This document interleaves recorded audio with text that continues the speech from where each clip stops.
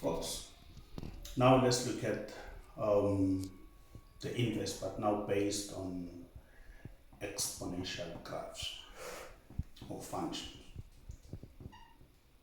Okay, let me start with the one that you know. Let's say you are given y equal to 2 exponent x.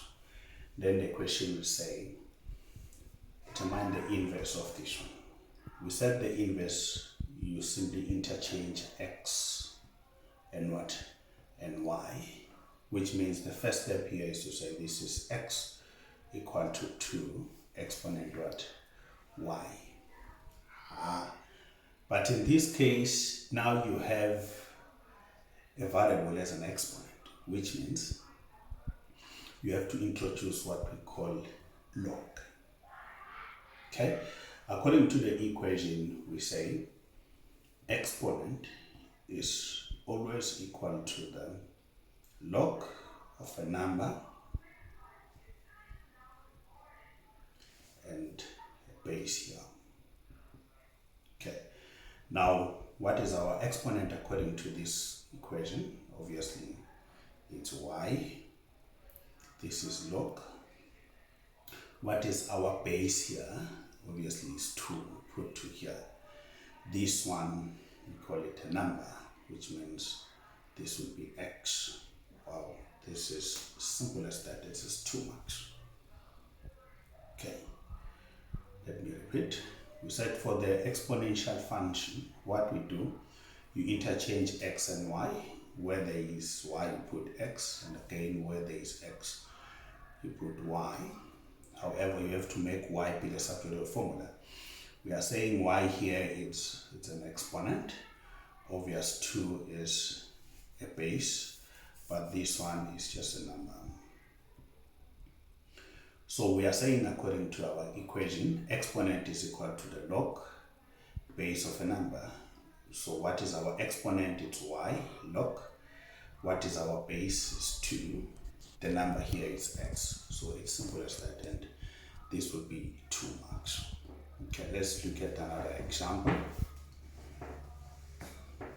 Okay, let's say now again you have f of x equal to 3 exponent x, and the question says write down the inverse of this one. What's the first step? We know this is same as y, right? 3 exponent x. What is the first step here is to interchange x and y, which means this would be now x equal to 3 exponent y. However, you have to make y be the substitute formula, and we know we said this one would be exponent, which is y equal to log. What is our base? Is 3. What is our number? It's x. So basically this is 2 marks. So that is the inverse. But now let me give you another example,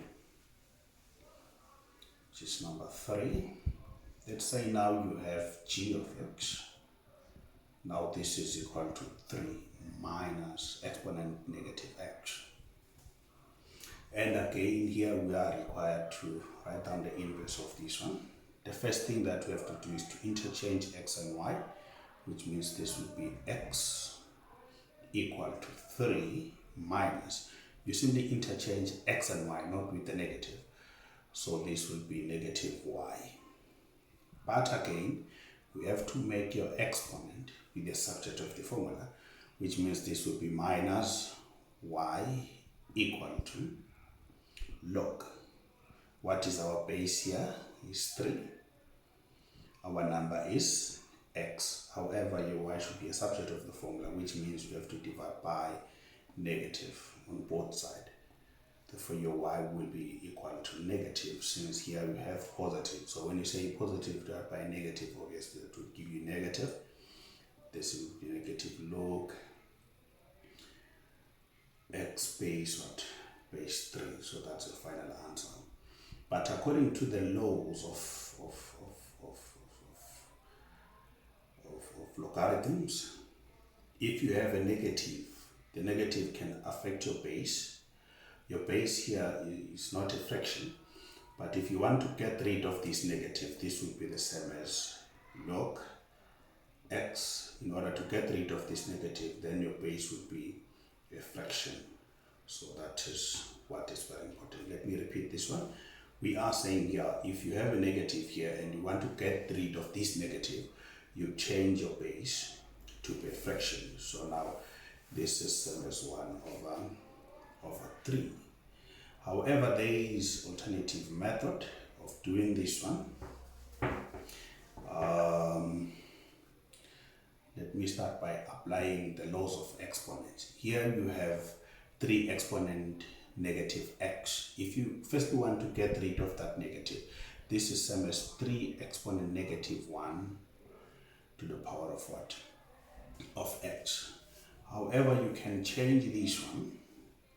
Since you have a negative there, this is same as 1 over 3 exponent x.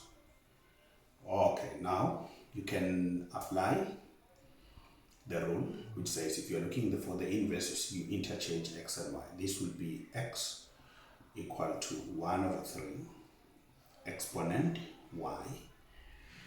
Now you have to make y be the same formula, which means this will be y equal to log, what is your base? It's 1 over 3, but the number is what? It's x. Wow, this one is positive, and you can see here the base is a what?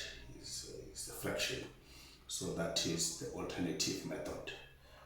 Okay, so let's stop there for now. Thanks so much.